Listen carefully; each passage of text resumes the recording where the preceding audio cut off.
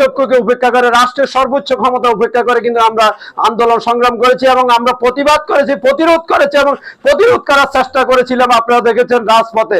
আমরা কিন্তু হাইব্রিড না, আমরা 36 দিনে নেতা হয়ে আসিনি। আমাদের শ্রম, মেধা, অর্থ এবং ত্যাগের বিনিময় এই দেশে যে বিপ্লব হয়েছে, এদেশে গণ অভ্যুত্থান হয়েছে, সেই গণ অভ্যুত্থানকে আজকে বিভিন্নভাবে ষড়যন্ত্রের চারিদিকে ষড়যন্ত্রের জাল বুনে রাখছে। অতএব আমাদের নেতা জনাব তারেক রহমানের যে সুদক্ষ নেতৃত্বে এবং তারেক রহমানের নেতৃত্বে বাংলাদেশে যে গণ অভ্যুত্থান হয়েছে, সেই গণ অভ্যুত্থানের অর্জনকে আমাদেরকে ধরে রাখতে হবে। আমরা কে কি বলছে, কে কি করবে, কে কি করছে সেটা আমরা শুধু অনুবেক্ষণ করবে, আমরা শুধু দেখব, কিন্তু আমরা তার প্রতিবাদে এবং সেটাকে আমরা কিভাবে মোকাবেলা করব সেই জন্য আমাদের কৌশল অবলম্বন করে আমাদেরকে আগামী দিনে রাজপথে আন্দোলন সংগ্রাম সহ বিভিন্ন কর্মসূচি আমাদেরকে দায়িত্বশীল ভূমিকা নিয়ে পালন করতে হবে। আজকে আমরা দেখেছি অনেক নেতার আবির্ভাব হয়েছে। আজকে আমরা দেখেছি নীলা মার্কেটে গিয়ে রাতের অন্ধকারে তারা হাঁসের পার্টি করে এবং সেখানে না পেলে হোটেল অস্টিনে আসি হাঁসের গোস্ত খাওয়ার জন্য উৎসব মুখর যে প্রেরণা যোগাচ্ছে, সেটা গতকাল আমরা দেখেছি গণ অধিকার পরিষদের আমাদের বিভিন্ন উৎকার দেখা গেছে। আজকে আমরা কিসের আলামত দেখছি? এটা জনগণের অর্থ লুণ্ঠন করে, জনগণের কষ্টার্জিত সম্পদে ট্যাক্সের টাকা লুণ্ঠন করে আজকে দেশে বিদেশে আওয়ামী লীগ পালিয়ে গেছে এবং আওয়ামী লীগের কিছু অনুসারীরা আজকে দেশকে কিভাবে কুলুষিত করছে এবং দেশের মানুষকে কিভাবে বিকৃত করে এবং দেশের মানুষকে কিভাবে জিম্মি করে আজকে জনগণের ভোট অধিকার হরণ করার জন্য বা জনগণের ভোট অধিকারকে তারা কিভাবে বিভিন্নভাবে ষড়যন্ত্রে মেতে উঠেছে।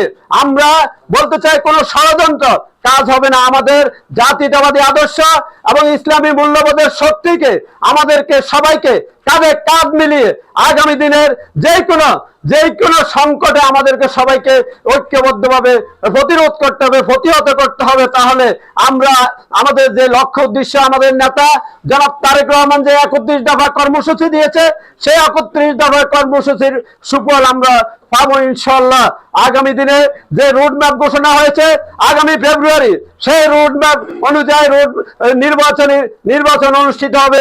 এই নির্বাচনকে কেউ বাধাগ্রস্ত করতে পারবে না। আজকে আমরা দেখেছি অনেকে হুমকি দিচ্ছে নির্বাচন হতে দিবে না। এই নির্বাচন কি তোমার বাবার সম্পত্তি যারা দীর্ঘ আন্দোলন সংগ্রামে রাজপথে অগ্রণী ভূমিকা রেখেছে তাদেরকে বাদ দিয়ে উড়ি এসে জুড়ি বসে তোমরা এখন বলছো নির্বাচন হতে দিবে না। নির্বাচন তো কেউ এই নির্বাচনকে বাধাগ্রস্ত করতে পারবে না, প্রতিহত করতে পারবে না। প্রয়োজনে যারা আমরা রাজপথে আমাদের শ্রমের বিনিময়, আমাদের ত্যাগের বিনিময় বেগম খালেদা জিয়া জেল খাটেছে এবং তারেক রহমান নির্বাচিত থাকা অবস্থায় তার যে ত্যাগ, তার যে নির্দেশনা, সেই নির্দেশনা অনুযায়ী আমরা আগামী দিনে আন্দোলন সংগ্রাম এবং আমাদের গণ অভ্যুত্থানের বিপ্লব আমরা অবশ্যই আমরা ধরে রাখতে হবে। সেই জন্য আমাদেরকে সবাইকে ঐক্যবদ্ধভাবে আমাদের আন্দোলন সংগ্রাম সহ নির্বাচনে অংশগ্রহণ করতে হবে। সবাইকে আন্তরিকভাবে ধন্যবাদ জানাই। এ পর্যায়ে আমি 1 মিনিট আমরা বেগম খালেদা জিয়ার সুস্বাস্থ্য এবং দীর্ঘায়ু কামনা করছি এবং যারা যুদ্ধ মানে 24 আন্দোলনে যারা নিহত হয়েছে তাদের জন্য আমরা দোয়া করব এবং যারা আহত অবস্থায় এখনো চিকিৎসাধীন অবস্থায় আছে তাদের জন্য দোয়া করব।